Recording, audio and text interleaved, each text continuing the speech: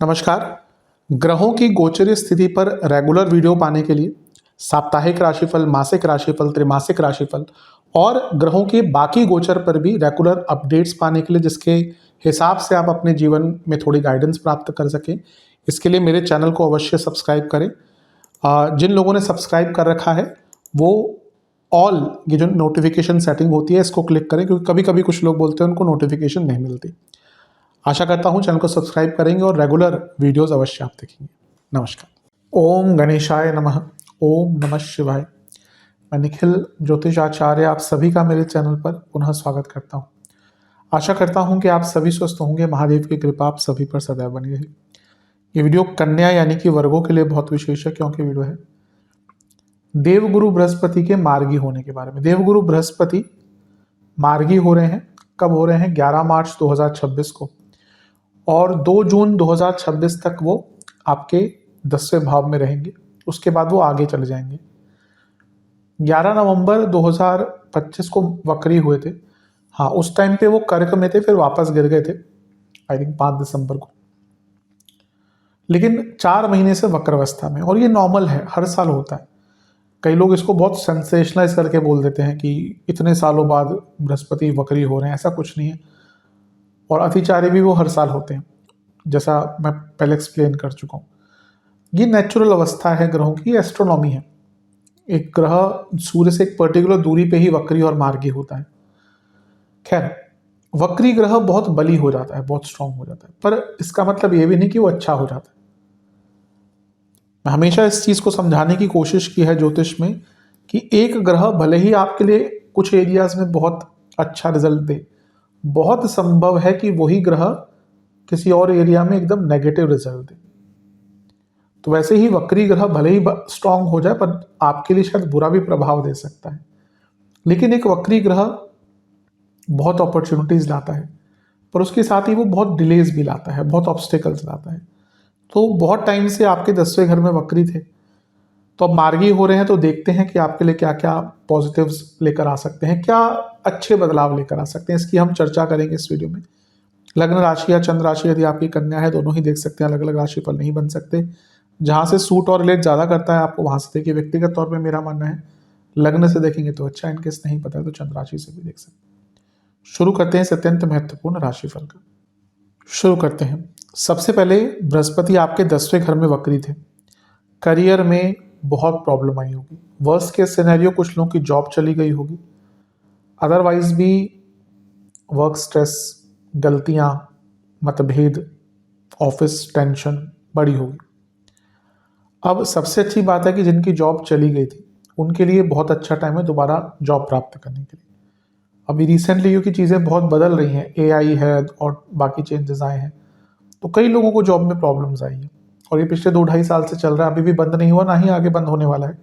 At least मान के चलिए कि अगले 1.5 से 2 साल तक ये चीज़ें चलेंगी, उसके बाद अवस्थाएं बदलेंगी। तो अब इसमें कभी कभी क्या होता है ना कि कुंडली में योग नहीं होता जॉब जाने का, लेकिन मंडेन इवेंट से, भाई आपकी कंपनी में ही प्रॉब्लम आ गई, कंपनी ने कॉस्ट कटिंग कर दी, तो उस टाइम पे सपोज 100 लोगों को ले ऑफ कर दिया, तो वो मंडेन इवेंट है। हो सकता है आपकी कुंडली में योग ना हो, तो उस टाइम पे कभी कभी ऐसा होता है कि हमें भी दिख नहीं रहा कि भाई जॉब चली गई, जानी चाहिए। लेकिन हाँ, थोड़ी अगर वीक कुंडली है और तो मंडेन इवेंट्स का एकदम प्रभाव पड़ता है। तो ये कह सकते हैं कि अगर कंपनी में, जैसे मैं कई बार बोलता हूँ, कंपनी में हालात खराब चल रहे हैं और आपकी कुंडली खराब है, तो फिर आप पर उसका प्रभाव पड़ सकता है। तो जॉब अगर चली गई थी, वापस जॉब आ सकती है। 10वां भाव कर्म भाव है, तो कई आपके काम अटक रहे होंगे, वो काम पूरे होंगे। स्टैग्नेशन जो आ गई थी वो दूर होगी। और सबसे बड़ी बात है, गुरु तो आपके लिए बाधकेश है। तो जब बाधकेश ही कर्म भाव में वक्री हो गए थे, तो कौन रोकेगा, कौन बचाएगा आपको? तो ये चीज़ें भी ठीक होंगी, ये चीज़ें भी बेटर होंगी। ग्रोथ वापस आएगी।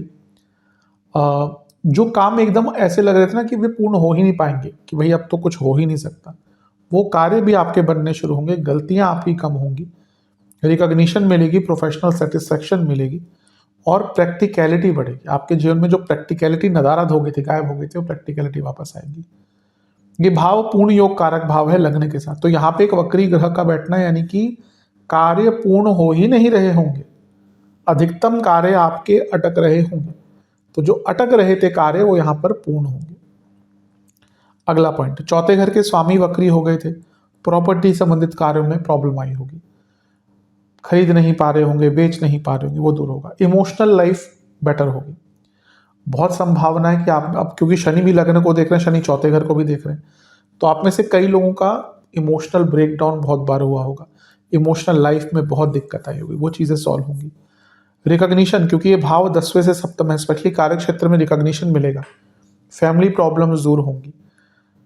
आपका कंस्ट्रक्शन का काम स्टार्ट नहीं हो पा रहा था, रेनोवेशन का काम स्टार्ट नहीं हो पा रहा था, वो होगा।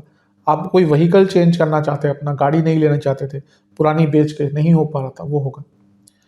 आपके माताजी की अगर सेहत बहुत बिगड़ रही थी तो वो प्रॉब्लम्स आपकी दूर होंगी।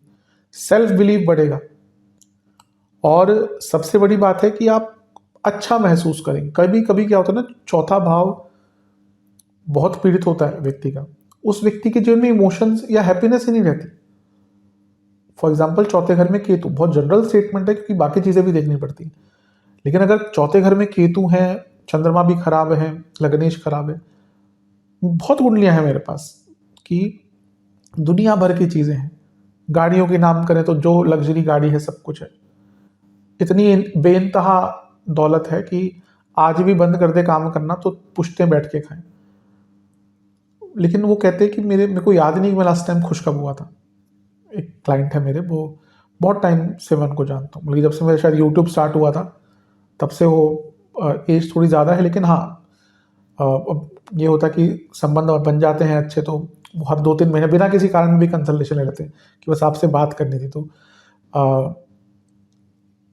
तो कई बार वो बताते हैं कि सबको दिखता भी है कुंडली में, सब कुछ है उनके पास, लेकिन कहते हैं मैं लास्ट टाइम खुश कब हुआ था मुझे याद नहीं। तो ये चौथा भाव होता है, जब चौथे भाव के स्वामी वक्री होते हैं ना, तो एक खुशियाँ जीवन में पता ही नहीं चलता कि खुशियाँ कहाँ चली गई। अब ये बात भी है, देखिए बहुत सब्जेक्टिव टॉपिक है, किसी के लिए पानी पूरी खाना भी खुशियाँ दे सकता है और किसी के लिए उसके घर में गाड़ी भी आ जाए वो उसको खुशी ना दे, या उसके पास उसकी 1 करोड़ की लाभ भी हो जाए शायद वो भी उसको खुशी ना दे। तो ये बहुत सब्जेक्टिव है, लेकिन हाँ खुशियाँ जो है वो वापस आएंगी जीवन में, फोकस बढ़ेगा और बिजनेस में स्टेबिलिटी, क्योंकि ये भाव सप्तम से 10वां है तो उसके स्वामी मार्गी हो रहे हैं, तो बिजनेस में जो स्टेबिलिटी नदारत थी, गायब थी, वो स्टेबिलिटी आपकी वापस आएगी। चलते हैं अगले पॉइंट की तरफ। बृहस्पति आपके सप्तमेश हैं तो उनका मार्गी होना, अभी हमने बिजनेस की बात करी, और भी अच्छा रहेगा। वैवाहिक जीवन बेटर होगा, रिकॉग्निशन मिलेगा, विवाह के योग बेटर होंगे और जीवन में बैलेंस आना शुरू होगा। सप्तम भाव में कई बार बताता हूँ, सप्तम भाव पीड़ित है, बैलेंस नहीं रहता जीवन में। रिकॉग्निशन मिलेगी, पूर्णता आएगी, पूर्णता जीवन में कई जो काम अटक रहे थे, रुक रहे थे, समझ नहीं आता कि कैसे आगे बढ़ेंगे, वो चीज़ें ठीक होंगी। कुछ नया स्टार्ट करने का मौका मिलेगा, सोशल लाइफ इंप्रूव होगी और प्रमोशन के बहुत अच्छे योग बन जाते हैं। दृष्टियों की तरफ चलते हैं, उनकी एक दृष्टि दूसरे भाव पर है तो फाइनेंशियल प्रॉब्लम्स दूर होंगी। ऑफिस में कुछ दिक्कत आ रही थी, वाणी के कारण दिक्कत आ रही थी, इन्वेस्टमेंट अटक गई थी, इन्वेस्टमेंट के मौके नहीं मिल रहे थे, वो प्रॉब्लम दूर होंगी। और कुटुंब में कोई भी दिक्कत चल रही थी उसको सॉल्व करने का मौका मिलेगा। सबसे बड़ी बात है, दूसरा भाव वृद्धि भी दिखाता है क्योंकि ये लग्न से दूसरा भाव है।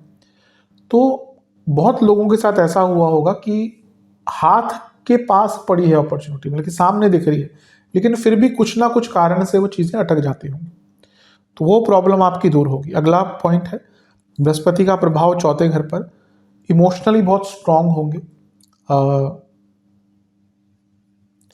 शनि का प्रभाव भी है, जैसे मैंने थोड़ी देर पहले कहा था, ये ना अपने जीवन में कोई बहुत स्पेशल, बहुत इंपॉर्टेंट पर्सनल लाइफ में स्पेशली निर्णय लेने का टाइम है।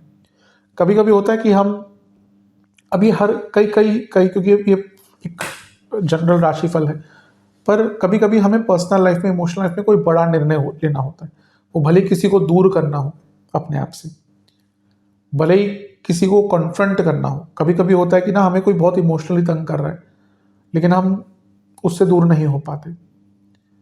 इमोशंस एक बहुत अलग चीज़ है, इमोशंस एक बहुत गहरी चीज़ है। कहने को हम कहते थे कि हमें फ़र्क नहीं पड़ता, लेकिन कभी कभी, और जो लोग कहते हैं ना कि हमें फ़र्क नहीं पड़ता, उनको सबसे ज़्यादा फ़र्क पड़ता है, क्योंकि इमोशंस तो देखिए अलग अलग ही चीज़ है, कहते हैं दिल है कि मानता नहीं।